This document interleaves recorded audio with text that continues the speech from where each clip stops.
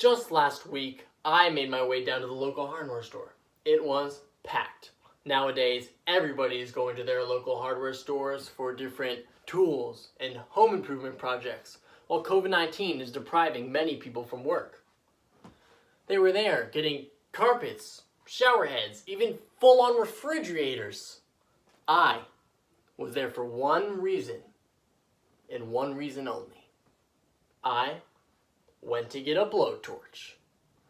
You may be wondering, why does some 18-year-old college student need a blowtorch? Well, I'll tell you why. I was going to make a 5-star creme brulee. What is a creme brulee, you ask? Well, it is a rich vanilla custard, topped with a caramelized disc of sugar. It is served at room temperature and consists of cream, sugar, eggs, and vanilla. The torch was put to good use after the creme brulee came out of the oven to torch the sugar on top and make that perfect, beautiful golden brown disc. After I purchased the torch and made the dessert, it was brought up to an outside barbecue at our neighbor's house. Of course, we had to share because there were so many of us, but it was a huge hit and a grand success. The origins of this sensation is quite simple, yet very complicated. Custard always was big over in Europe, and creme brulee is said to have come from one of the 3 places: Spain, England, or France. They all believe they were the first to create it, but it has been argued over for a long time and not come up with any results. The first provided recipe for a dessert called creme brulee is from the 1691 edition of the French cookbook La Cuisine Royale et Bourgeoise by François Messelou, a cook at the Palace of Versailles. Now, the story of how it came to the U.S. is awesome. Really awesome. I read a book about this a little while back.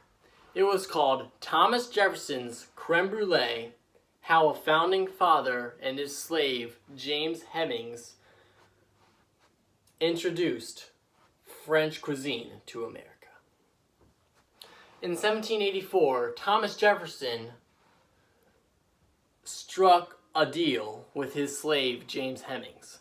The founding father was traveling to Paris and wanted to bring James along for a particular purpose: to master the art of French cooking. In exchange for James' cooperation, Jefferson would grant his freedom. Thus began one of the strangest partnerships in United States history.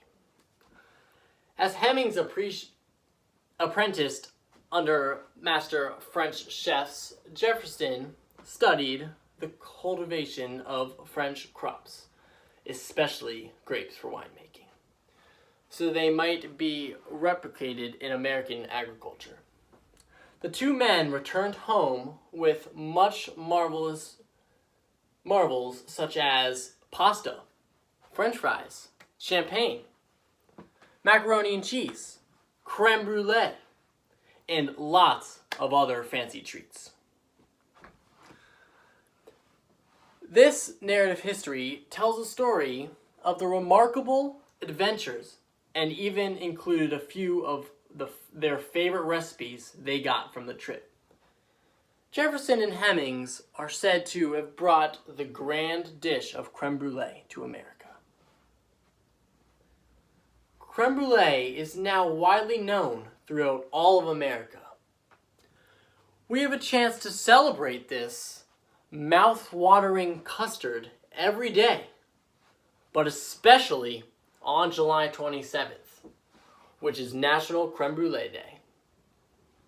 Creme brulee is now a large part of our cuisine and culinary programs throughout the U.S. It takes skill and produces delicious results. Now, with a large blowtorch in hand, I will be able to mass produce this amazing product and wonderful creation.